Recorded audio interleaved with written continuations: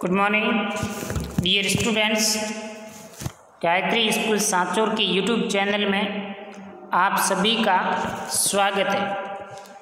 इस चैनल को ज़्यादा से ज़्यादा सब्सक्राइब कीजिए ताकि आपको एग्रीकल्चर साइंस क्लास 12 की नई क्लास ओपन हो सके। अपना टॉपिक चल रहा था फल उद्यान का प्रबंधन, जिसमें अपन डिस्कस कर चुके थे फल उद्यान में स्थान का चुनाव किस प्रकार से करना है, इसकी कार्य योजना कैसे बनानी है। अब अपन ने स्थान सेलेक्ट कर लिया, इसकी कार्य योजना जो अपने को करनी थी कर ली, खेत की तैयारी पूरी कर ली।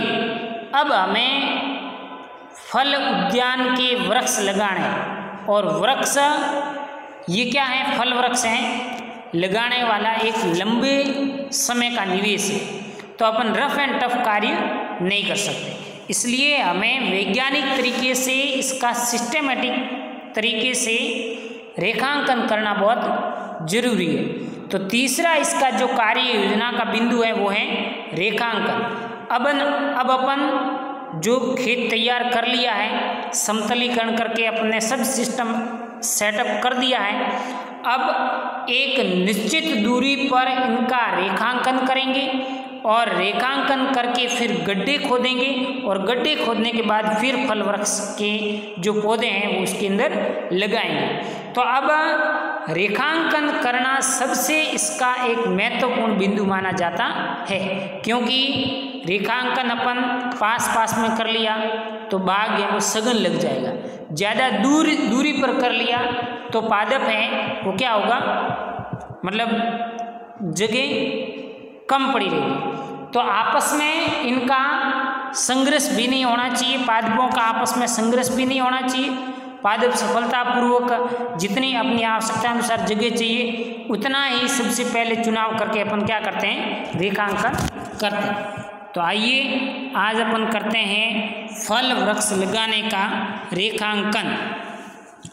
फल उद्यान का अच्छा रेखांकन वह होता है जिसमें उद्यान की भूमि का सदुपयोग हो, प्रत्येक फल वृक्ष को वृद्धि, विकास और प्रकाश के लिए पर्याप्त स्थान मिले, और हॉर्टिकल्चर एक्टिविटी उद्यानिक क्रियाएं सुगमता से की जा सकें। फल उद्यान के रेखांकन के लिए सर्वप्रथम एक आधार रेखा खींची जाती है। ये आधार रेखा बाढ़ या वायुरोधी वृक्षों की कतार से लगभग 5 से 6 सेंटीमीटर की दूरी पर बनाई जानी चाहिए।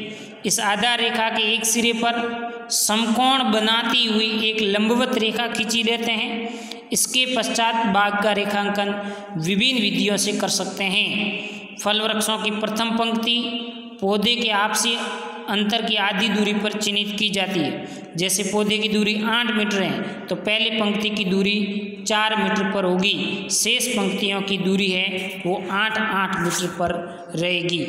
एक सिंपल से तरीके के माध्यम से मैं आपको समझाने की कोशिश करता हूँ।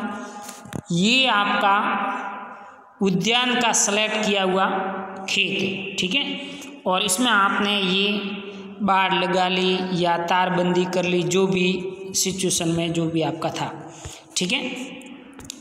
अब आपको क्या करना है, रेखांकन करना है। रेखांकन करना है तो ये बाड़ है, इस बाड़ से आप कम से कम 5 से 6 मीटर की 5 से 6 मीटर की दूरी पर एक सीधी सी आधार रेखा खींचेंगे। खींच ली आधार रेखा, यहाँ से खींच ली, ये एक आधार रेखा खींच ली, ठीक है।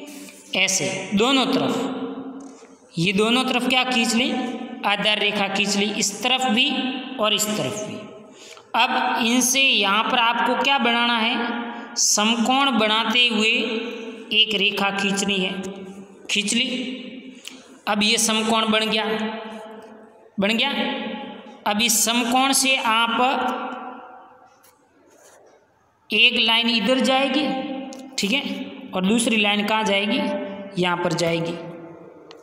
वापिस यहाँ पर समकोण बनेगा, एक लाइन इधर दूसरी इधर, वापिस यहाँ पर समकोण बनेगा, एक लाइन इधर और एक लाइन इधर। तो इस प्रकार से होते हुए आपके खेत में है वो सफलतापूर्वक आप है वो इसका रेखांकन है वो कर सकते हैं। ऐसे कर लिया, ऐसे लाइन खींच ली, ये चली गई इधर, ये चली गई इधर, ठीक है।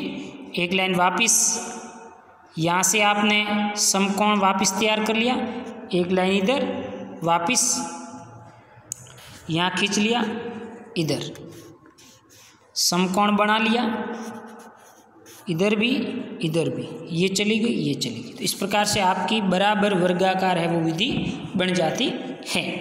अब फल उद्यान लगाने की अलग अलग विधियां हैं और अलग अलग फल वृक्ष के लिए अलग अलग विधि अपन काम में लेते हैं। पहली है वर्गाकार, आयताकार, त्रिभुजाकार, पूरक, षटभुजाकार और समोच्च रेखा विधि। वर्गाकार मतलब, वर्गाकार का मतलब ये वर्ग हो गया, ठीक है, ये वर्ग हो गया जिसके आमने सामने की चारों भुजा बराबर हो, आमने सामने की चारों भुजा क्या हो, बराबर हो। ये खेत है, ठीक है, इस खेत में एक आपने ये लाइन खींची, एक ये लाइन खींची, चारों भुजा हैं वो बराबर होनी चाहिए, ये होगी वर्गाकार, जिसमें जहाँ पर चारों रेखा मिलती है वहाँ पर आपका लगेगा फल वृक्ष। ये है वर्गाकार विधि।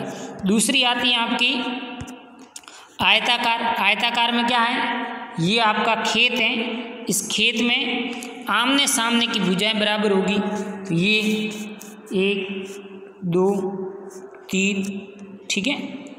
अब ये बन गया आयत, आमने सामने की भुजा बराबर है। ये जो क्रॉस की 1 2 3 और 4, यहाँ पर आप गड्ढा खोदेंगे और यहाँ पर आपका क्या लगेगा, फल वृक्ष लगेगा। ये एक खेत की अपन ने बात की। ऐसी कैसी है त्रिभुजाकार विधि, और त्रिभुजाकार विधि में क्या करते हैं, त्रिभुजाकार से पहले अपन पूछते हैं पूरक विधि। पूरक विधि में क्या करते हैं कि ये आपका खेत है, ये आपका खेत है और खेत में आपने वर्गाकार विधि से पौधे लगाए हैं, ये वर्ग, ठीक है, ये वर्ग बन गया। सॉरी, यहाँ एक पौधा लगा, 1 2 और 3 4, वर्ग में कितने पौधे लगेंगे, 4 पौधे लगेंगे। अब जो ये बीच में क्रॉस बन रहा है वहाँ पर आप कोई एक और फल वृक्ष लगाते हैं, यदि एक और फल वृक्ष यहाँ पर लगाते हैं तो ये हो जाएगी पूरक या पंचभुजाकार विधि। इन चारों फल वृक्षों के बीच में एक फल वृक्ष लगाना पूरक विधि या पंचभुजाकार विधि कहलाती है। अब अपन प्रत्येक विधि का डिस्क्रिप्शन करते हैं, कौन सी क्या है के बारे में। पहली है वर्गाकार विधि। ये सबसे सरल, उत्तम एवं अधिक प्रयोग में ली जाने वाली विधि है। इस विधि में पंक्ति से पंक्ति, पौधे से पौधे की दूरी का अंतराल है वो समान रखा जाता है। इस विधि में कतार से कतार एवं पौधे से पौधे के बीच की दूरी समान निशान लगाकर रेखा खींची जाती है। जिस स्थान पर रेखाएं आपस में काटती हैं वहाँ फल वृक्ष लगाया जाता है। इस प्रकार 4 फल वृक्ष मिलकर के वर्ग का निर्माण करते हैं। इस विधि में बाग सघन नहीं होता है बल्कि कृषि क्रिया आसानी से की जाती है। दूसरी है आयताकार विधि। ये वर्गाकार विधि के समान ही है, अंतर केवल इतना है पौधे से पौधे की दूरी पंक्ति से पंक्ति की दूरी कम होती है। 2 पंक्तियों के 4 पौधे मिलकर आयत बनाते हैं जिनके आमने सामने की भुजाएं बराबर होती है। इस विधि में फल वृक्षों को पर्याप्त स्थान मिलता है और उद्यानिकी क्रियाएं भी अपन सफलतापूर्वक कर सकते हैं। थर्ड है ट्रायंगुलर सिस्टम, त्रिभुजाकार विधि। इस विधि में पौधों का अंतर वर्गाकार विधि की तरह ही होता है, लेकिन दूसरी कतार के पौधे पहली पंक्ति के 2 पौधों के मध्य लगाए जाते हैं। दूसरी कतार के पौधे पहली 2 पंक्तियों के बीच में लगाए जाते हैं। ये त्रिभुजाकार विधि सिंपल है, इसे आप ये यूँ समझें। ये पूरा का पूरा आपका खेत था और खेत में आपने वर्गाकार विधि से क्या लगाए थे, पौधे लगाए थे। ये बन गया वर्ग।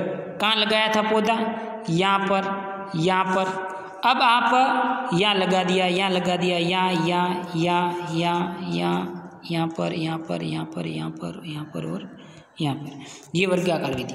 अब इसमें क्या करना है, ये कह रहा है कि वर्गाकार विधि की तरह दो कतारों के पौधे हैं, एक ये दूसरी ये, दो कतारों के बीच में पहली पंक्ति के दो पौधों के मध्य, ये पहली पंक्ति है, इसके मध्य आपने यहाँ पर लगा दिया, ठीक है, ये क्या बन गया, त्रिभुज बन गया। आगे दूसरी पंक्ति में आपने पौधा यहाँ पर लगा दिया, ये त्रिभुज बन गया।